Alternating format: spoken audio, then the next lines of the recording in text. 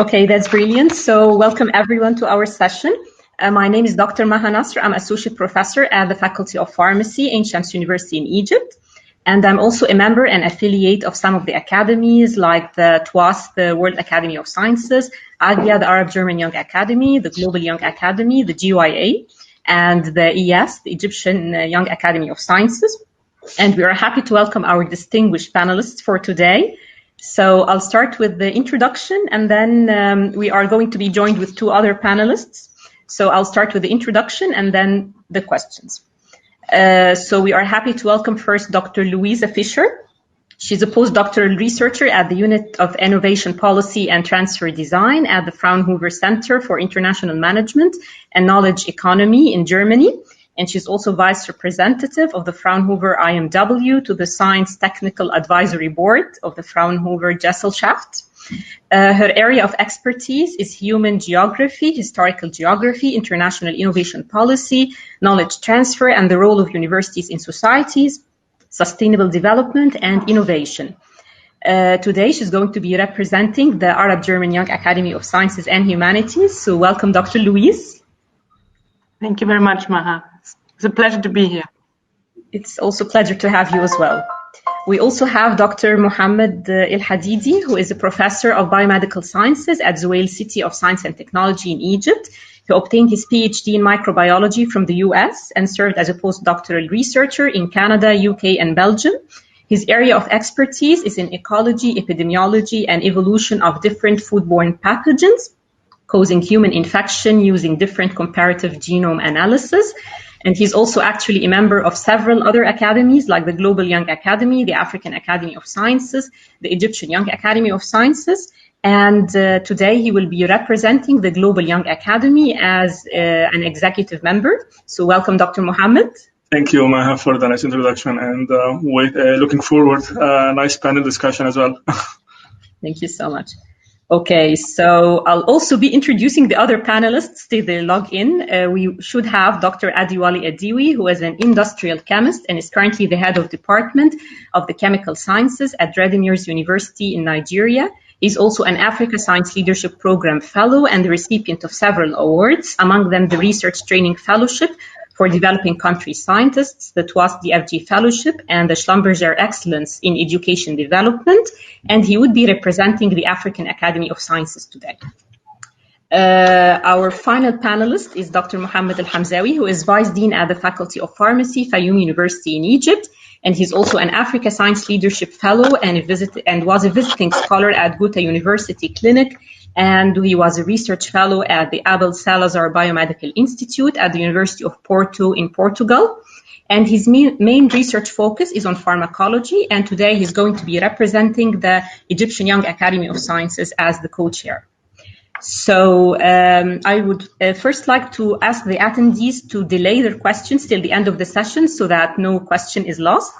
And we are going to start now with Dr. Luise. So with the AGYA being the first bilateral academy worldwide, as a steering committee member of AGYA, can you tell us more information about the AGYA and the terms of membership?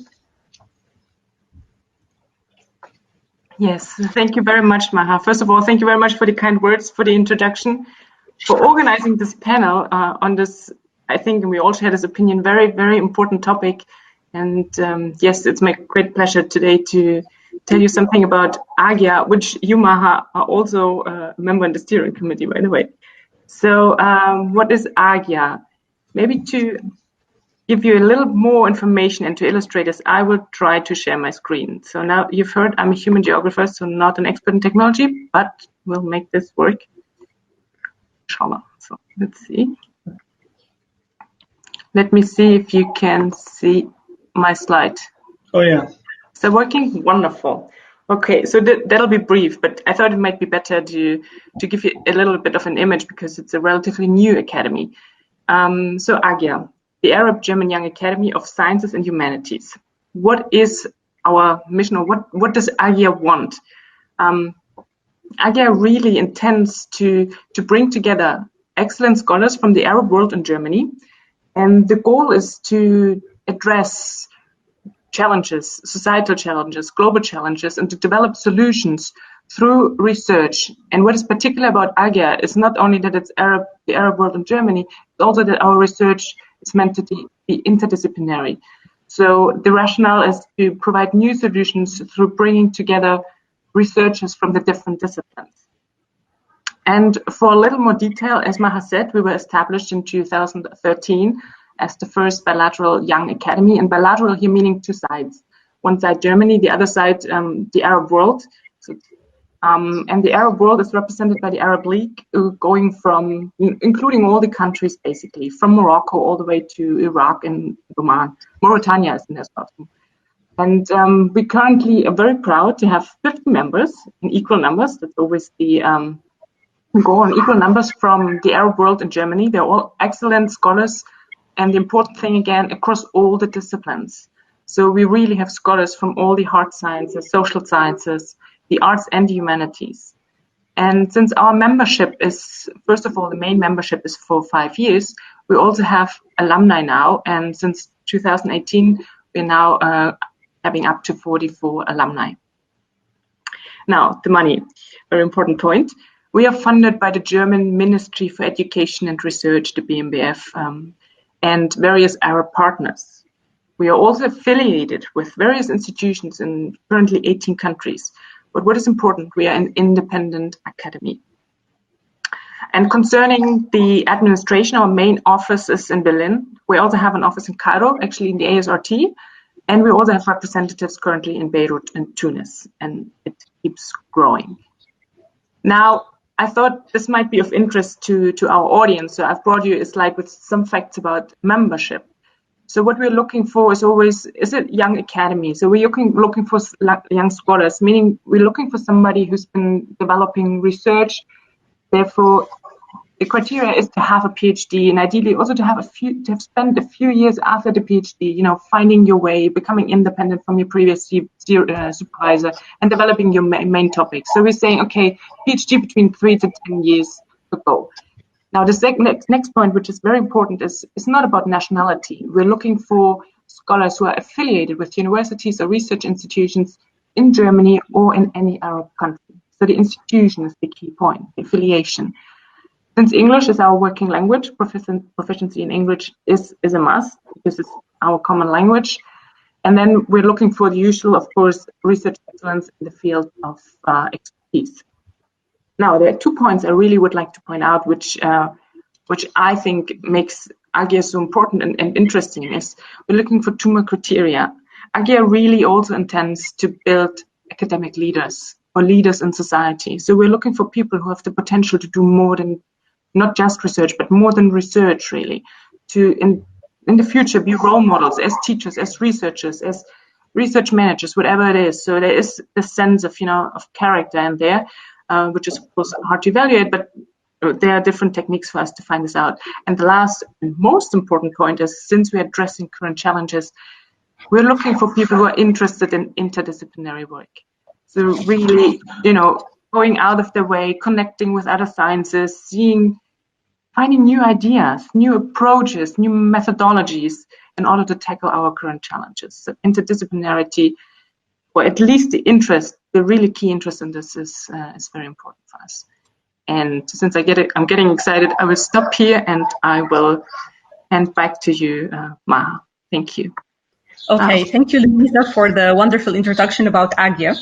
And now the question is for Dr. Mohamed Elhadidy.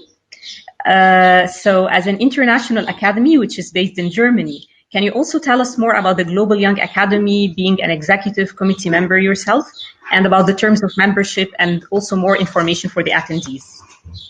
Okay, so first of all, thanks, Maha, for giving me the floor to speak about the Global Young Academy. So I'm a Global Young Academy member since 2018, and I was elected this year as an EC member for the Academy to develop the future prospective mission and vision of the Academy. So the Global Young Academy is a kind of old academy. So this year we are actually celebrating the 10th anniversary for founding the Academy. The Academy was actually founded in 2010. The vision of the Academy is to give a voice for young scientists around the world.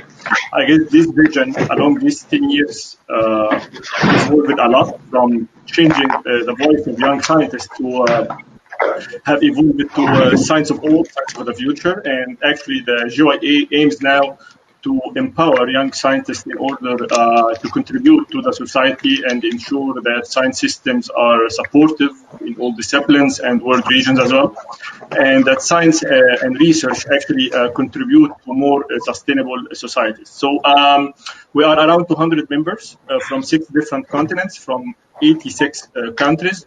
We are also around 300 alumni, 298 to be exact.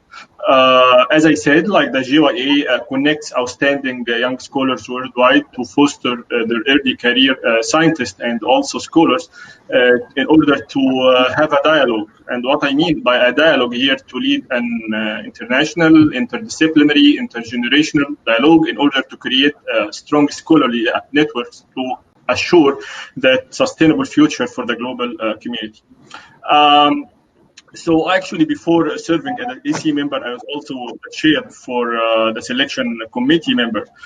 So I was actually oversighting this procedure, and I was working on selection of the members, and we actually receive a lot of applications, and we usually take around 31 successful applications each year.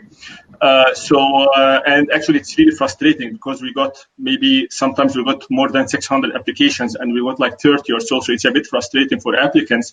But I will just emphasize here that GYA members are not only selected for academic excellence, and this gives the GYA an edge, because we have to select members with a proven record of outstanding contribution to science, research, and also, which is really crucial, to their commitment to the public service and the society.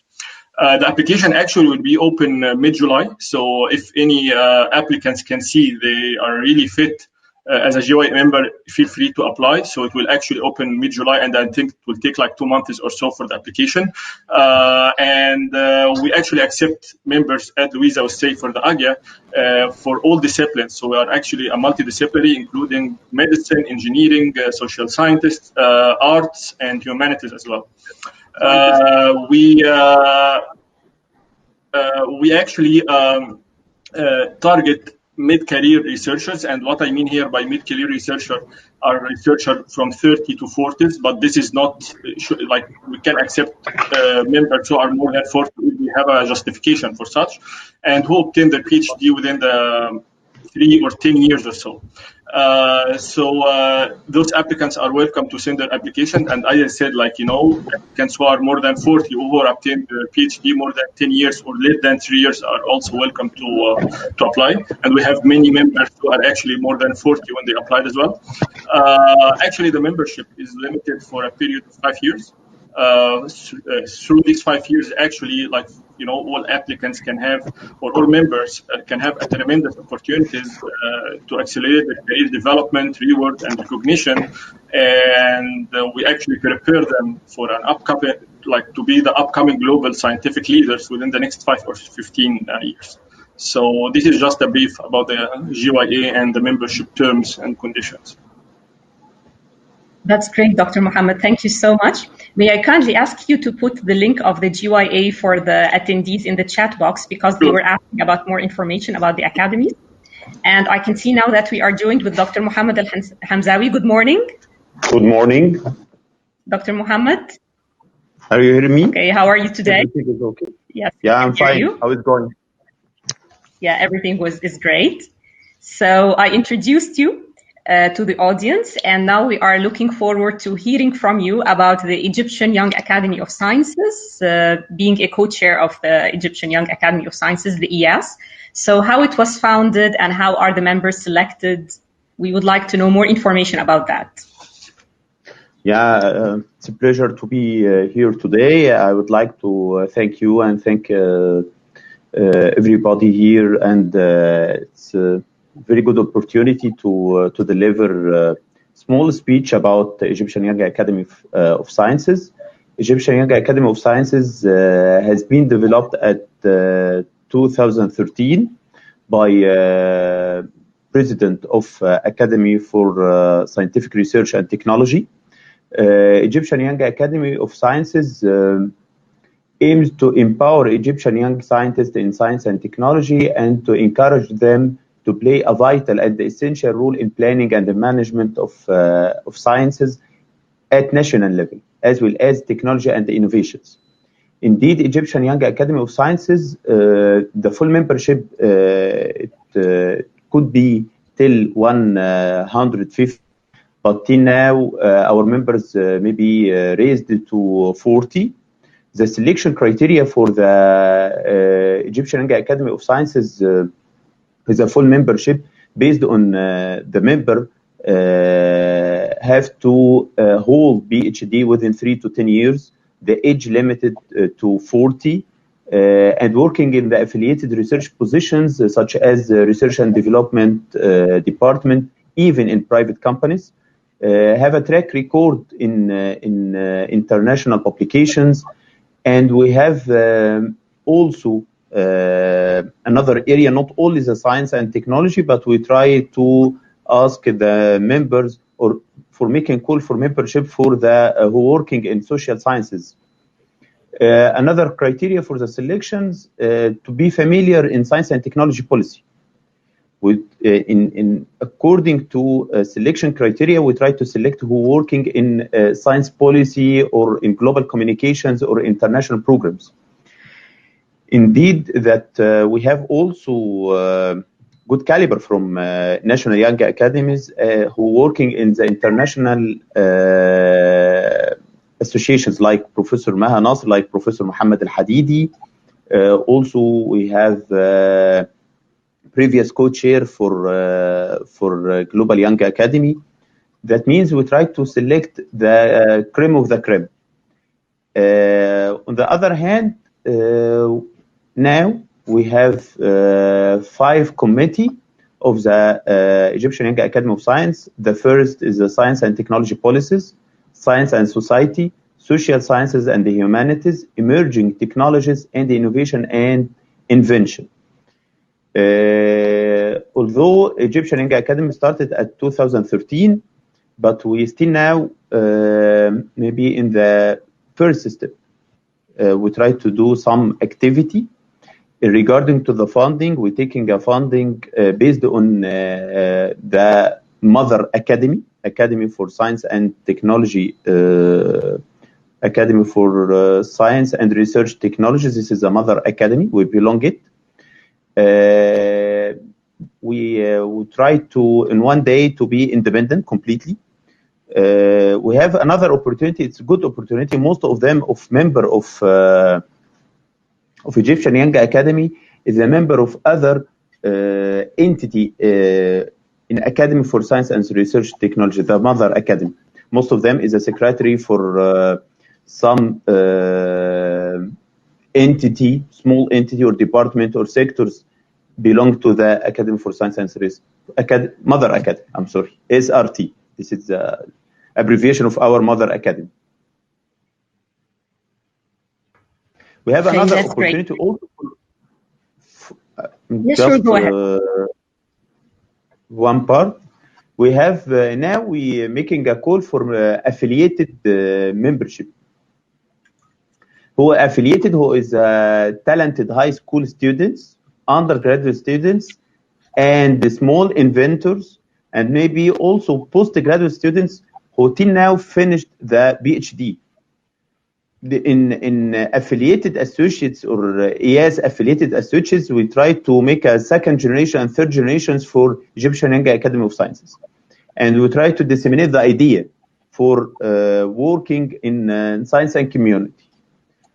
Till now, we are in the preliminary phase to reach the community, to serve the community through science and technology. But we try, and we are passionate enough to working in this area for science and community. Yes, thank you, Dr. Mohamed. And this is really very important. We have now a question from the audience asking that if they are like undergraduate students or like freshly graduated, so do they have a chance to participate within the activities of the academies? So I would have to say yes, because even if you're not a member, we do have so many activities like workshops and trainings and conferences. And depending on your discipline, you can attend. And for example, for AGYA, the Global Young Academy, and as Dr. Mohamed mentioned with EYAS, we do have so many interdisciplinary events that you can participate, even if you're not a member. So it's really good that you follow up with the activities of the academies and the website so that you can get updated with everything that we do. So thank you all for the introduction. And then this is a question for all panelists. I would start with the answers with Dr. Luise, then Dr. Mohamed Elhadidy, then Dr. Mohamed Hamzawy. So we all agree that the main role of the academies is to enable the early career scholars to progress in their professional career. So can you just briefly mention how your academies are specifically addressing this part? How are they helping young scholars to overcome the challenges that they face? So the mic is with you, Dr. Luise. Thank you, Maha. This is, of course, a very, if not the most important question. And I've been thinking about this, and I would like to highlight 3 points because there are so many challenges. But there are 3 I really want to point out. And the first one is probably the most obvious, the most common, and that is funding.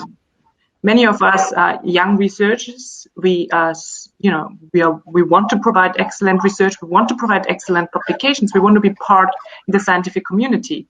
But some of us really like access to funding, to do research that's not maybe always part of a certain research agenda of our national academies, of our national ministries, or sometimes even our universities, but to try new research and to have the funding for it.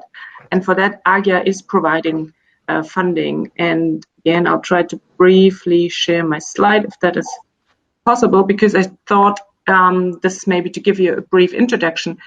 As members, we've set up working groups, tandem projects, and idea competitions in which we can undertake our research. And as you can see, the working groups are interdisciplinary in themselves, although they have a theme. So there's one important on education. It's about heritage, the nexus of energy, water, environment, super important, innovation, very wide, health and society, super important, as well as transformation in a more social sense. Now, so there are different formats for us to do research, to get funding for research in a group. And this is what is super important. You know, as academics, we tend to sometimes do our research by ourselves, maybe not so much in the natural sciences. I'm a social scientist, or from the humanities. It can be a little more lonely and sometimes not as beneficial, I personally think, to work alone. So we have funding to conduct research within working groups. And the tandem projects are really about a collaboration between Arab and German members. So here comes the international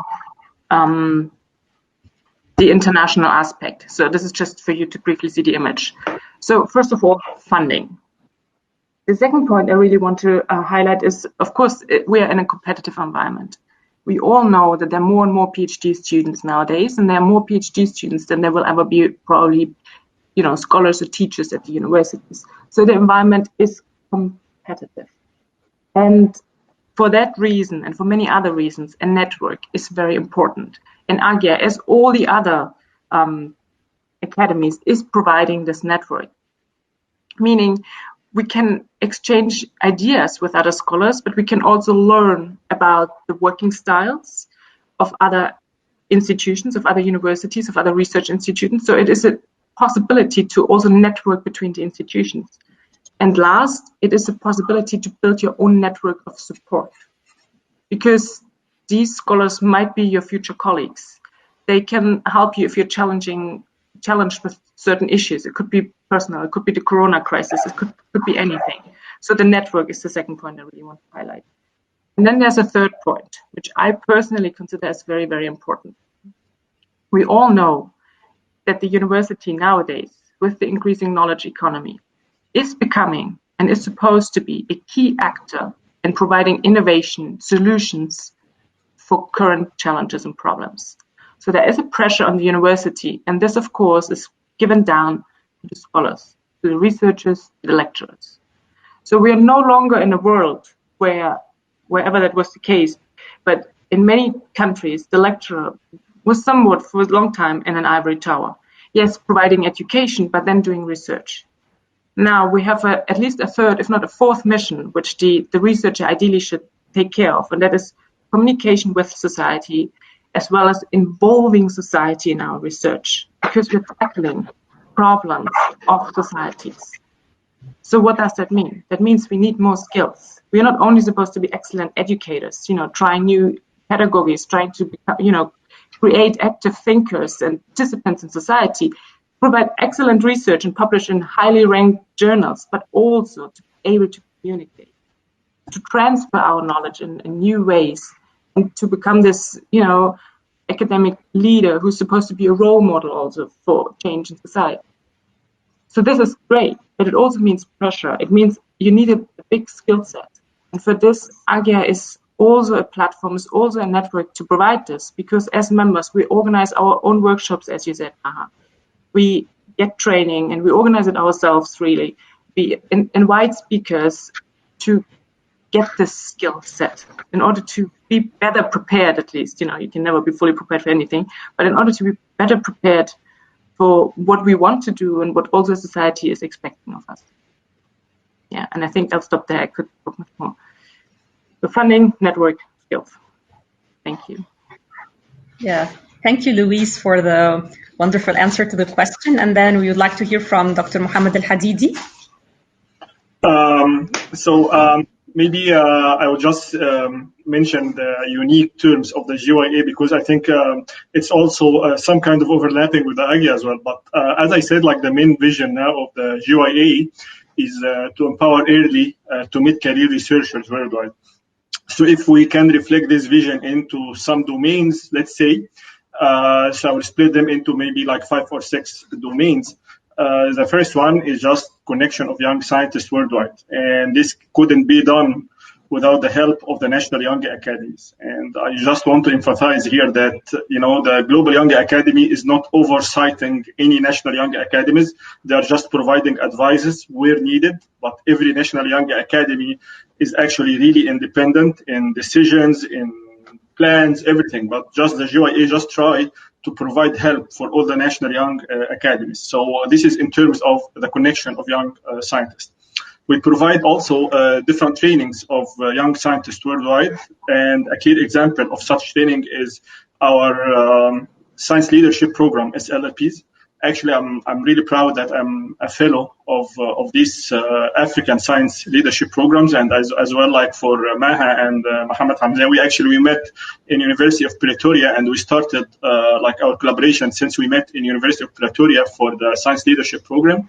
So the science leadership program, just to be brief, it's a capacity building, monitoring, and collaborative leadership training for all young scientists and early career researchers and scholars as well. This actually, as I mentioned, there are many versions of the science leadership programs, and we are trying in the EYAS to provide our science leadership program as well in the Egyptian context, as well as there is some kind of plans to make a North Africa or Middle East version of this. But the first one was actually the African Science Leadership Program, the ASLP, which is actually developed in University of Pretoria, and it's actually funded by Robert Koch Foundation. In 2016, there was an Asian version for the science leadership programs as well. So this is when I'm talking about the science leadership program, I'm just talking as a clear example of a training the GYA provide for young scientists. Actually, also before enrolling into the GYA, there is a many SLPs for all new GYA members, so they can actually allow them to provide many opportunities about leadership, etc., for new members as well. We provide many mobilizing programs for young scientists as well worldwide, and one of these projects is our crucial project, the GYA North-South Interdisciplinary Grant, and this actually allows scientists from the North and the South to collaborate in interdisciplinary way. Someone from microbiology can actually connect and network with someone with the humanities to bring like out of the box idea. And this is actually a really nice grant for members, and like they can feel free to collaborate also with like having other members from young scientists who are outside the academy as well.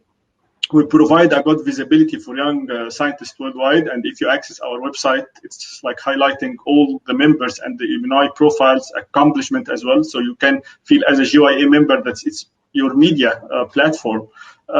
We provide newsletter sometimes every week or every month, and this newsletter is actually providing all the opportunities for young scientists and for early career researchers. And now we're in the process to disseminate this newsletter not only for the GYA members but for the all national young academies to make the spread more.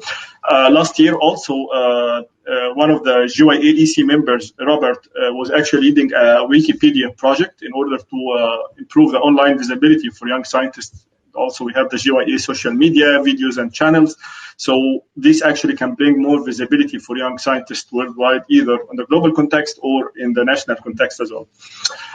As I said, we also provide different opportunities, and this can be actually published and circulated either in the newsletter or in the media communication and the intranet of the GYA.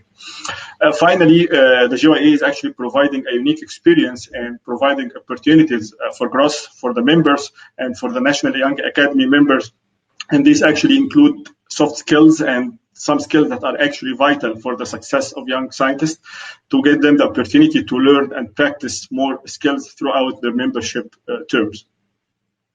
My question now is that if you can really highlight like 2 key initiatives of your academy, what might they be? So, Luise.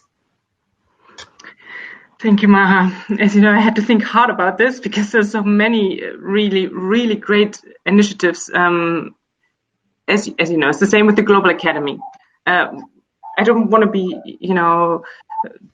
too proud, but I think we're doing really good and interesting and important work.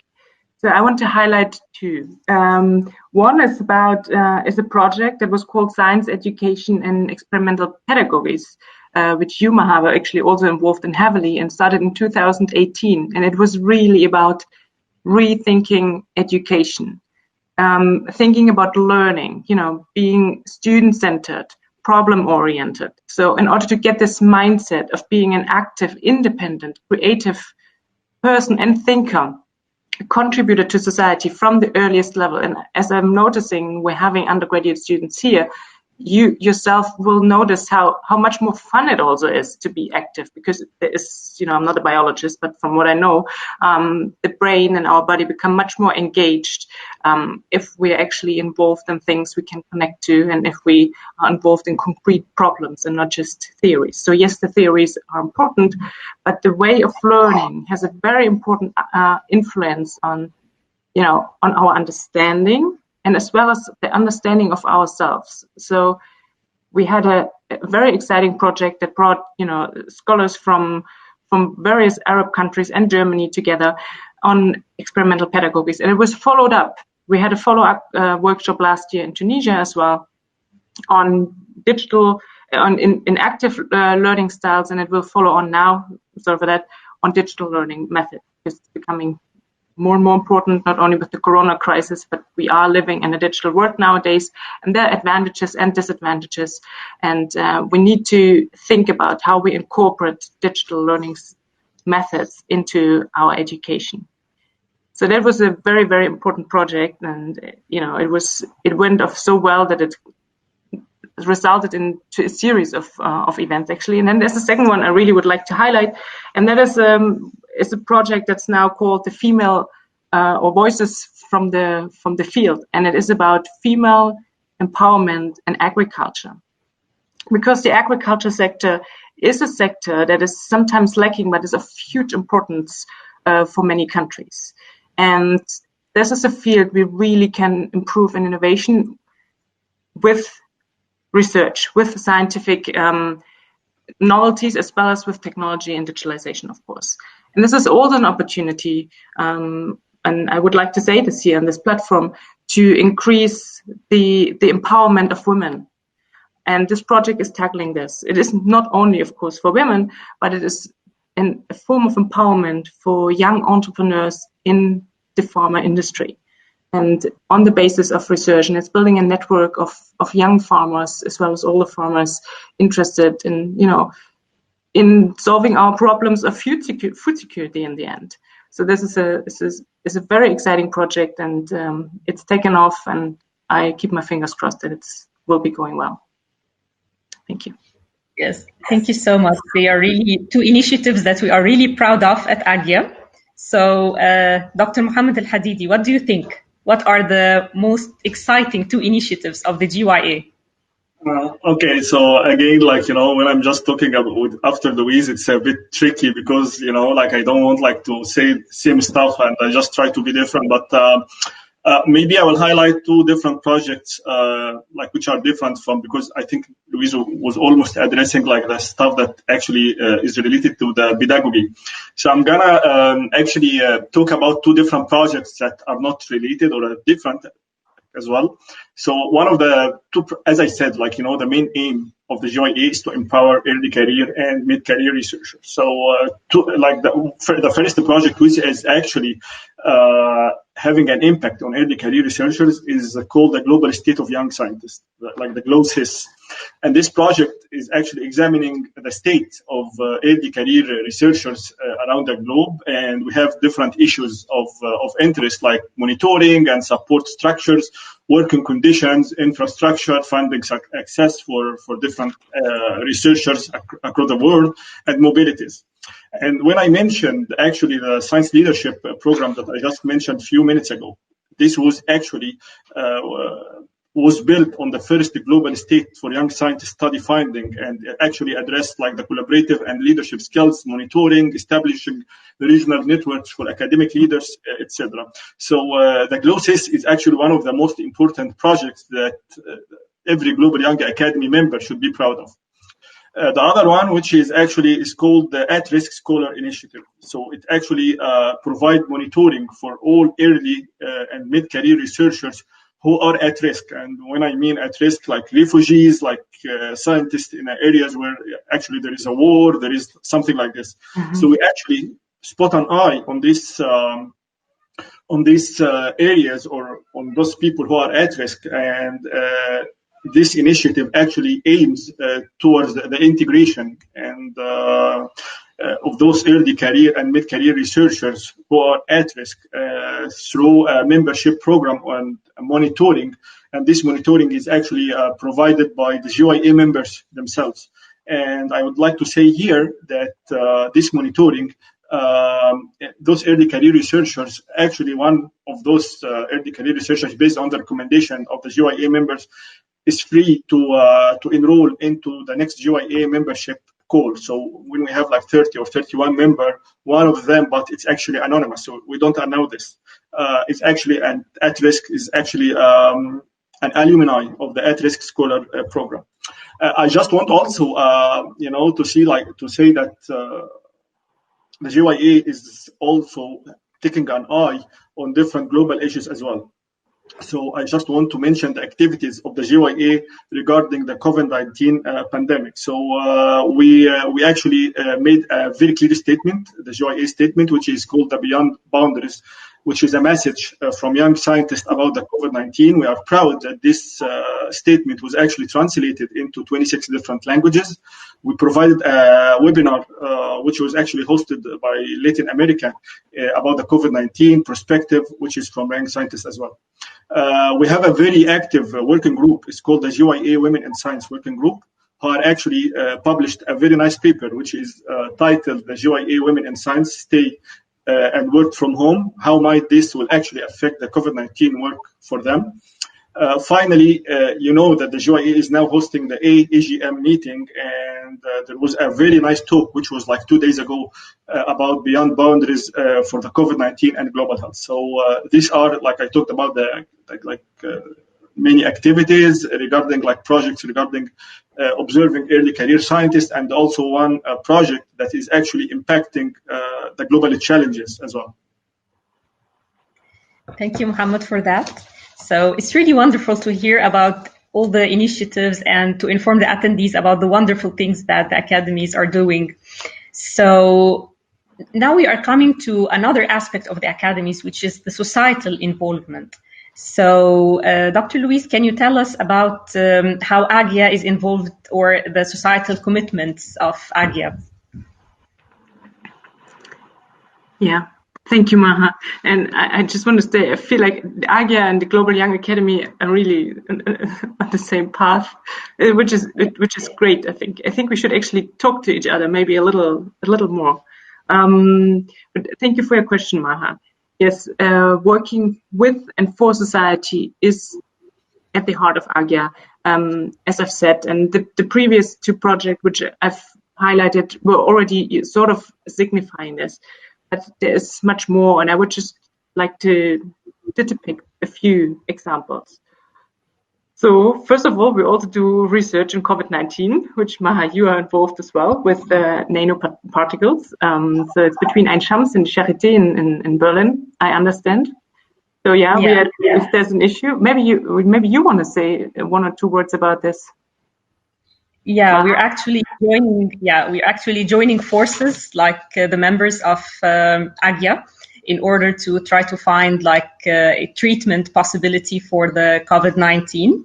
So I'm participating in collaboration with Charité University in Germany and Institut Pasteur in Tunisia.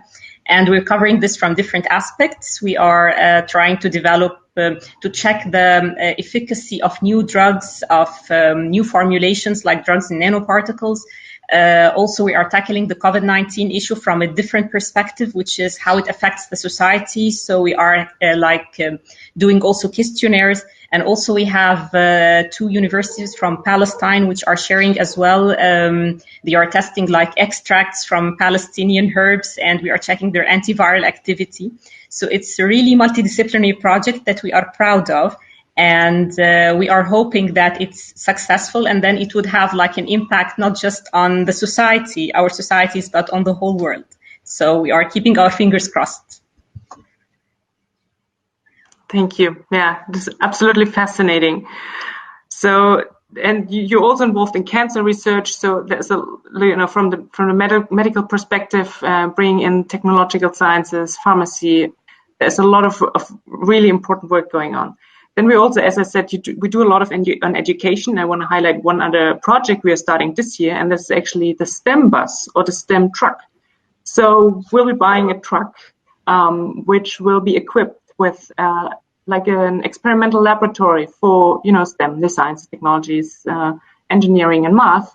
And that truck will be driving through other economically weak, remote areas. And we'll be starting, in this case, because we're buying it there, we'll be starting with Egypt.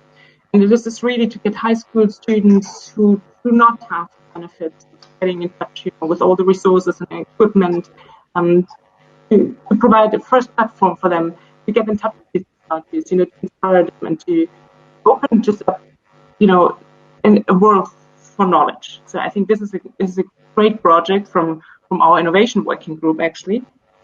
Otherwise, we are actually discussing the role of the scholar in society. So last year in November, we organized a conference on the role of humanities, which are often underrated because you can't see the direct impact as much, but they're hugely important for society as well. And we had a conference discussing actually the role as a scholar in the humanities and what we can do as scholars in the humanities to reach out more, to communicate with society, maybe to be part much more in these global challenges than we sometimes are, and to be also more out there in the world. And as a last point here, I would like to highlight that we are not only with our research engaged with society and listening, of course, to what the needs are, but we're also thinking about the way we're communicating. Mohamed, you mentioned the statement, which, for instance, is a super good example for communicating precision and the impact of an academy. So yes, we've started a podcast series, AGYA Goes Viral, in which we are bringing always an Arab and a German member together to discuss a current challenge that is deriving from the corona crisis.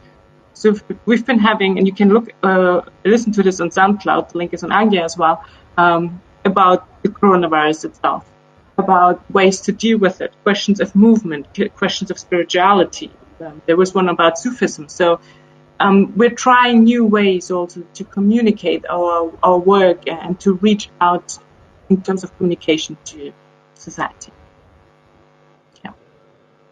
Yeah, thank you, Luise. And then Mohamed Hamzawy, can you really highlight like some of the societal commitments of GYA? I'll just try to be brief in this because I think we are running out of time. So as I said, like, one of the main pillars or the visions, like to empower mid and early career researchers worldwide. Also, the GYA is actually trying to address all the global challenges, and our vision in this, that these two pillars are actually very interconnected, like by empowering members, either like the Global Young Academy members or National Young Academy members and young researchers worldwide, this will actually directly contribute to the society as well. So this is our vision. By empowering young scientists, we can contribute to the society. And actually, if you have a look into the GYA website, you'll find different projects which are actually clustered into three main themes: science and society, research and environment, science education, and outreach. So regarding the interconnection between empowering young researchers and involving in global challenges, we aim to improve the science system, and we know that this current system is actually being challenges a lot, either internally or externally, and you can see, like, a better example as we can see the COVID-19 pandemic as well. So we believe that these challenges from the society demands actually science leaders to interact to solve these global challenges. Yeah. So we actually aim to have a global and collective impact on the issues which are related to young researchers. And in the Global Young Academy, we have different working groups. So like this, the working groups are areas or groups where different members can actually share their experience in. So we have different working groups that are working in improving the science systems, like the Women in Science Working Group, the Scientific Excellence Working Group, the Open Science Working Group, and Trust in Science Working Group. So these are actually different groups that are actually addressing how to improve the science system. We also try to contribute to solve like different challenges in the society and to build a sustainable future. Also, with this working group, we have a lot of working group that is working in this, such as the Climate Change Working Group, the Science Diplomacy Working Group, the Global Health Working Group, which I'm actually a member of, the Biodiversity Working Group. So in these working groups, we are just trying to interact in order to solve the global challenges that is facing the world nowadays. That's great. Thank you so much. So the question now to Dr. Mohamed Hamzawy, can you highlight an initiative of the Egyptian Young Academy of Science that you are really, really proud of, and whether EYAS is involved in societal activities as well? So we have an overview about Egyptian Young Academy of Sciences activities. We try to focus on Sustainable Development Goals, SDGs, and we are working in three main areas.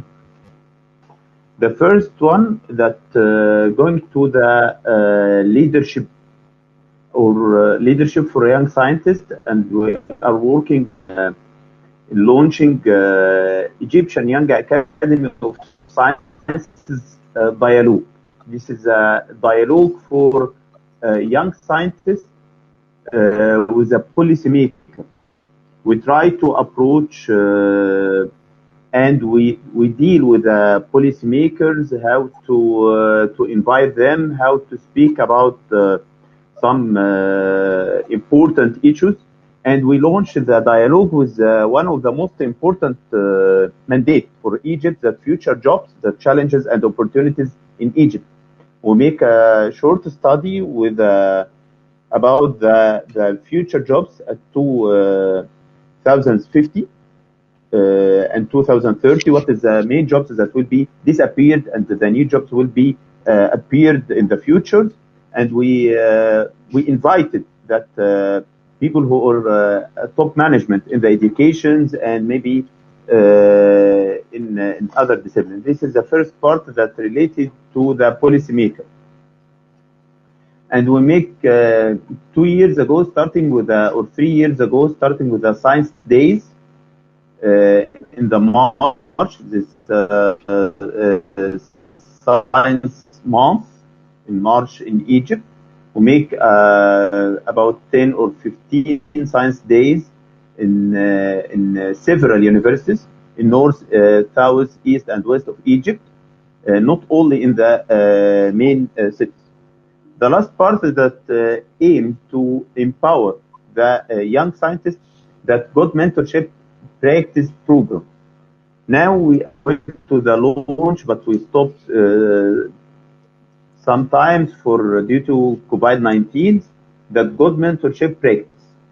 We launched the program for improvement of the relation between the mentor and mentee. As you know, Dr. Maha and Dr. Hadidi, that how to deal with your mentor and how to improve the relations between mentor and mentee, how you select the mentor, how you select the mentee. And we are going to the launch maybe small training programs and series of the workshop, how to select your mentor. And we are going to improve the mentorship practice with the mentor and mentee. This is another area or another scope for the working area of Egyptian Young Academy of Science. Also, the next Saturday, we going to the webinar that aim to address the reforming of the academia during and after COVID-19. And it's a pleasure to mention that Professor Maha and Professor Hadidi will be main speakers in this webinar, and to address what is the changes and what is the challenges that may oppose the young scientists and the academic community now during and after COVID-19. Yeah. Thank you so much, Dr. Mohamed. I think we are running now out of time, so we are joined with Dr. Adewale. So can we just have like a quick advice in like 5 seconds for the attendees? What's like the best advice that you would like to give?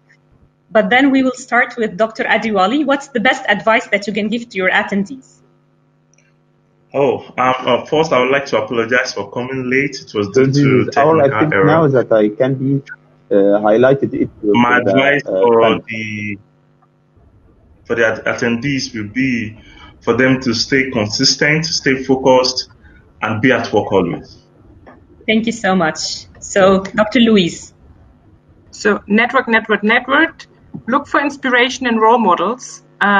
Trust the journey. It will all be fine. And do not take opportunities and dream big. Do not lose sight. Always, think big, bigger than you think right now.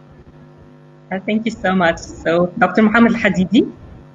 I'll just add, keep trying, for the GYA, I kept on applying for the GYA for 5 years and I didn't get accepted. And then, so just get try and keep the hand that will hold your hands up.